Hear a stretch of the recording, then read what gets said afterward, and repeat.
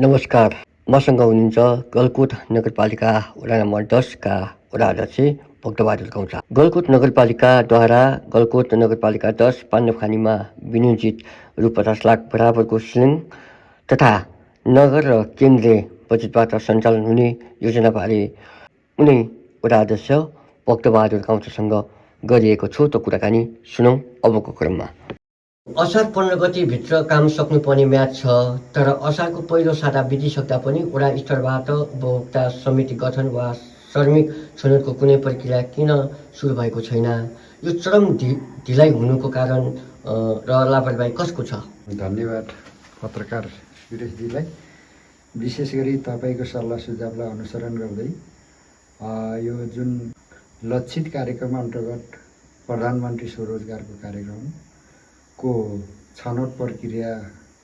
करिब हामीले कागजी रूपमा चाहिँ अगाडि बढाइसकेका छौँ र कामको सिलसिलामा पनि हामीले विशेष गरी गलकुट नगरपालिका वडा नम्बर 10 भूगोलको हिसाबले पनि कठिन र दूरीको हिसाबले पनि टाढा भइसकेपछि यो वर्षको बजेट अथवा यो प्रधानमन्त्री स्वरोजगारको कार्यक्रम नगरपालिकामा मेयर र हाम्रो प्रमुख प्रशासकीय प्राविधिक टोलीसहितको सल्लाह अनुसार यो वर्षको कार्यक्रम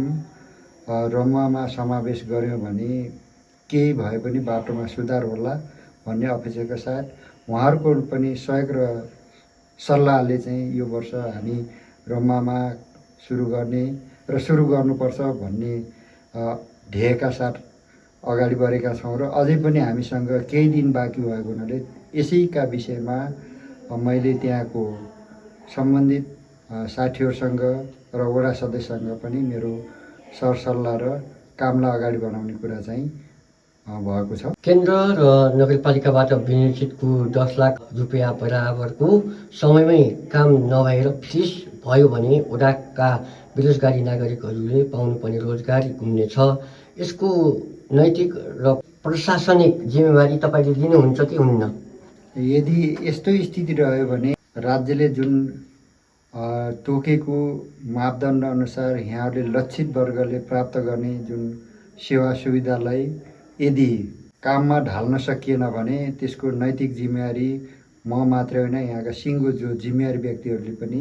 लिन आवश्यक छ भन्ने मैले चाहिँ ठान्दछु। त्यसो हुनाले यसलाई कार्यान्वयन गर्न केही दिन बाँकी भएको हुनाले हामी कार्यान्वयन गर्न सक्छौँ र कार्यान्वयन गर्न हामी तत्पर छौँ भन्ने कुरामा पनि म यहाँलाई दृढ विश्वास जनाउन चाहन्छु। अब बाँकी रहेका धेरै दिनहरूमा हतार प्रक्रिया पुर्याएर बजेट सक्ने खेल त हुँदैन। अन्तिम समयमा गरिने कामको गुणस्तर र पारदर्शिताको ग्यारेन्टी कसरी गर्नुहुन्छ? विशेष गरी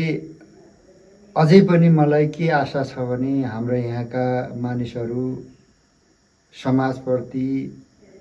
वफादारी र जिम्मेवारी हुनुहुन्छ भन्ने लाग्छ। त्यस कारणले पनि निश्चित अब हामीहरू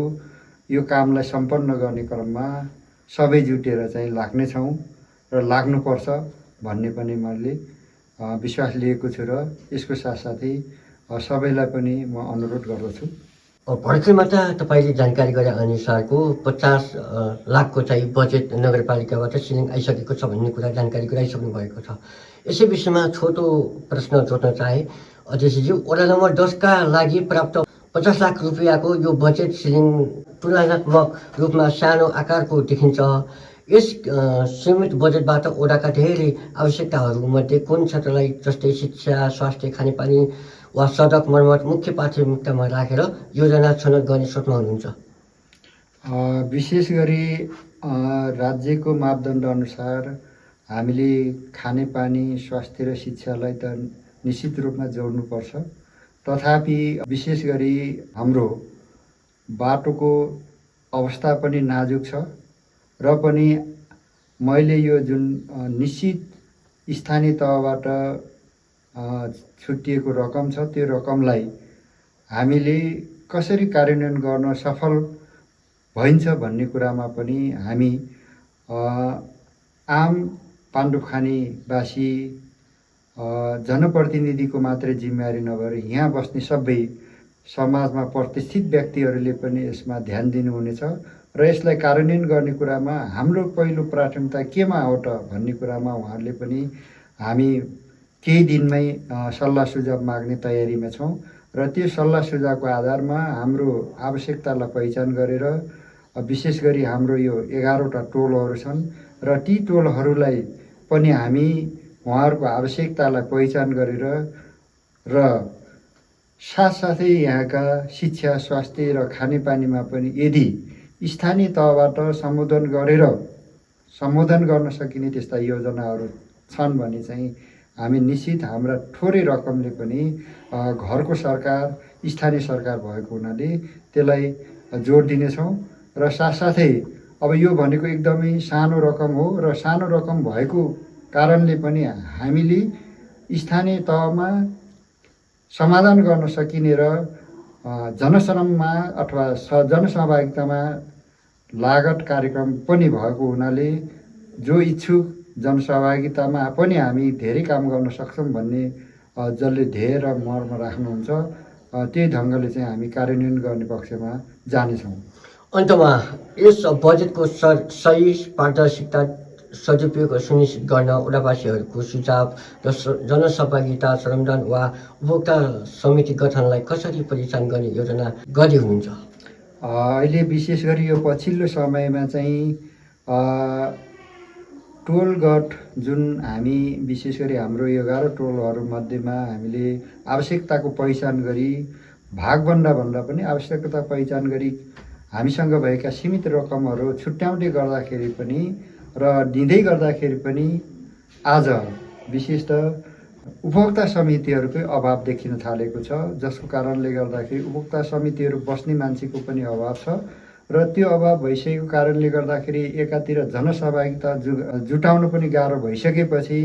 हामीसँग आएका निश्चित र सीमित बजेटहरू पनि कार्यान्वयन गर्न कठिन स्थितिमा पुगिसकेको हुनाले अब यो बजेटलाई कार्यान्वयन गर्ने कुरामा हामी निश्चित समय र आगामी दिनमा छलफलका साथ यसलाई हामी कसरी कार्यान्वयन गर्न हाम्रो घर दैलोमा पुर्याउन सकिन्छ र यसलाई कार्यान्वयन गर्न सकिन्छ भन्ने कुरामा पनि हाम्रो यो सुझाव सङ्कलन र सल्लाह सुझावबाटै जाने अपेक्षाका साथ यो समय दिनुभयो र साथसाथै मलाई यो घुम्ती अनलाइनमा आफ्ना विचारहरू राख्ने अवसर दिनुभयो। उक्त मिडियालाई पनि म धन्यवाद दिँदै बिदा हुन्छ। हवस् त, नमस्कार। धन्यवाद।